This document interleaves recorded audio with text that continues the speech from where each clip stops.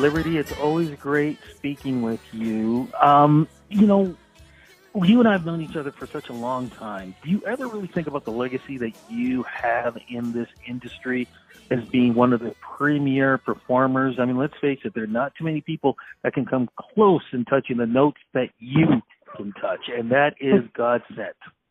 Yes, absolutely. You know, it's funny you ask that question because it's so relevant to how I think. And I don't think about what I've done. I just think about what's the next thing I can do. And it's as simple as that. When I get awards like Lifetime Achievement Awards, I go, Lifetime Achievement Award? I haven't even done anything yet. and that's just the way that I think.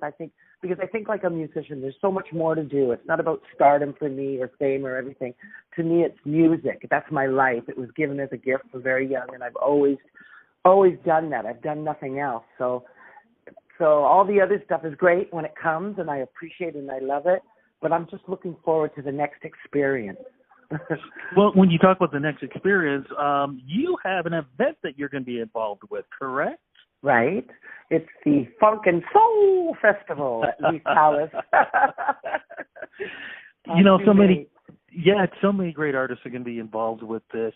But let's face it, when we talk about, again, what you have done, you've been so much of an architect. I want to go back a little bit when you first started, because let's face it, it wasn't an easy road to get through, especially the way radio was changing, music was changing, things were changing so fast, and the pace that you had to keep up and get through, I mean, I could not imagine.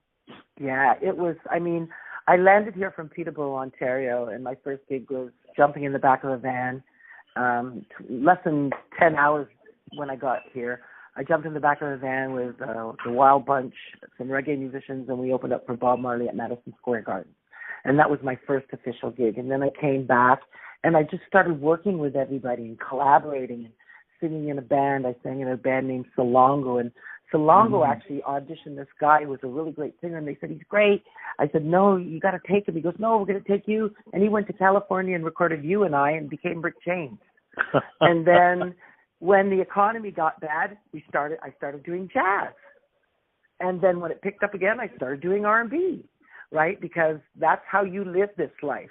The economy is a big factor on how many people are going to be spending money or how many events there are and everything. So through that process of learning to work within the industry, I survived, and I ended up doing many things and collaborating with people. And then I showed up at the Junos one night, and I'd done about 5 or 6 different collaborations with people, including David Foster, and that's when it all came. I was like, oh, okay, wow. And I did a lot of stuff on my own. I loved working on my own. I liked the freedom and independence of being able to choose what I wanted to do and learn what I needed to. So that was a big factor. But the thing was, though, it was still tough for you getting radio play, though, because as you said, even because at the time, I mean, let's face it, I mean, we celebrate R&B, we celebrate soul, we celebrate hip-hop, but that wasn't being played the way other genres were being played on radio. You're absolutely right. There was no such thing as black radio. There was nothing. There was zilch. So everything was live, and everybody experienced it live. And even when I was signed to BMG, I had a Canadian deal, and that was great and everything. And then Star Search called me, and I said, I'm going. And they said, why are you going? I said, do I have a U.S. deal? They go, no. And I go, that's why I'm going. Mm-hmm. Right? So I had to hustle. I had to grind that. And I ended up working up a lot of the states. I opened up for the unveiling of the Statue of Liberty. I did some amazing events in the United States. But that's the issue. There's no proper platform for R&B artists or jazz artists in this city to be seen internationally. We have to still do it on our own. A famous person once said to me, she said, the only thing worse that Canada treats than its musicians is its athletes. And she was an Olympian. And I was like, wow, yeah, it's a tough grind. It's a tough grind. It is. But you always held on. What kept you going? Because, like I said in the beginning, I'm always looking forward. I can't give up. I won't give up. My music took me from a very racist and bullying environment in Peterborough, Ontario. There was nobody like me. And when you're different, people fear you.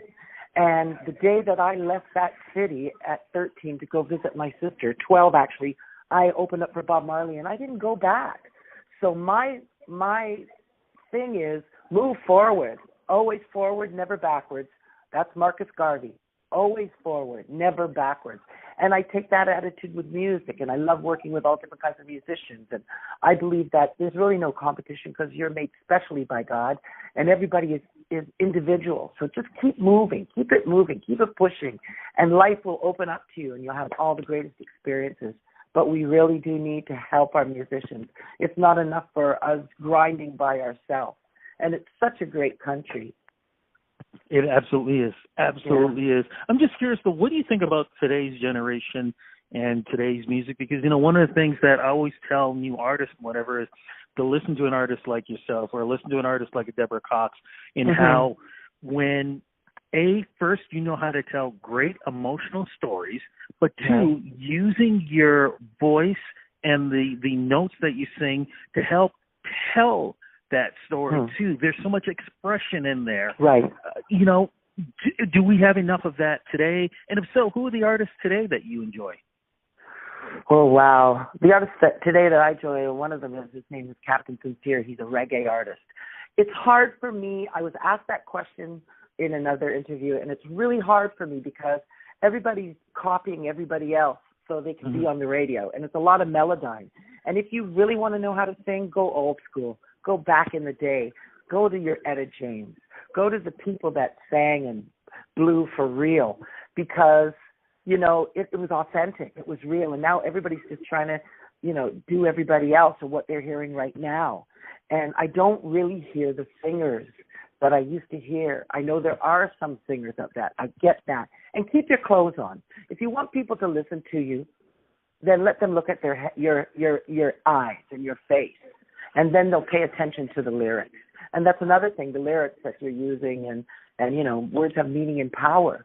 So if you're going to say something nasty, you're really not saying anything. How far can you go until somebody will pay attention to you? You need to cover back up and sing from the heart and the soul. And that means you have to do your homework. I sing Ornithology by Charlie Parker. Songs like that nobody else sings. And then when they hear me, they go, oh, my God. I've never heard a vocalist do that.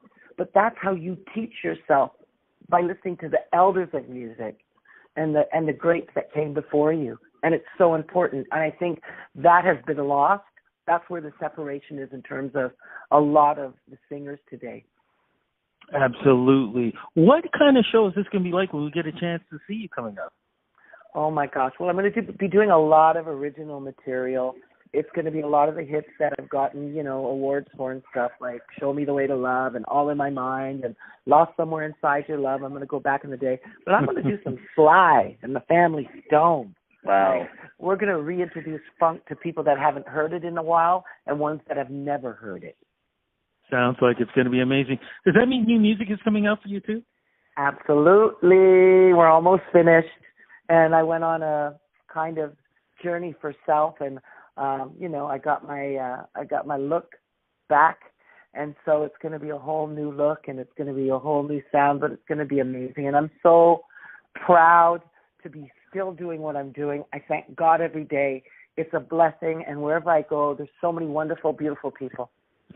Where do we go to follow you social media-wise to find out everything that you're doing? You can get me on Instagram, libertysilvertrust@yahoo.ca, and you can also get me on Facebook. We'll be launching the website when the new album comes out. So it's just general places, but it's easy access. Looking forward to it. Looking forward to seeing you. Oh, just curious, too. Are you doing the Jazz Festival this summer? I don't know. I'm going to see Bill King tomorrow. I'll have to ask him. When you talk to Bill, tell him I said hello and tell him I said you better be on the card for that. Liberty, it's always great talking to you. I love you big time. You're such a groundbreaker, and there's so many things that you've done over the years to help pave the way for the artists of today. I am so looking forward to this show, and more importantly, I'm looking forward to hearing the new music. Thank you. Blessings to you, Rudy. You're doing amazing things in this country and around the world. Thank you so much. It's an honor.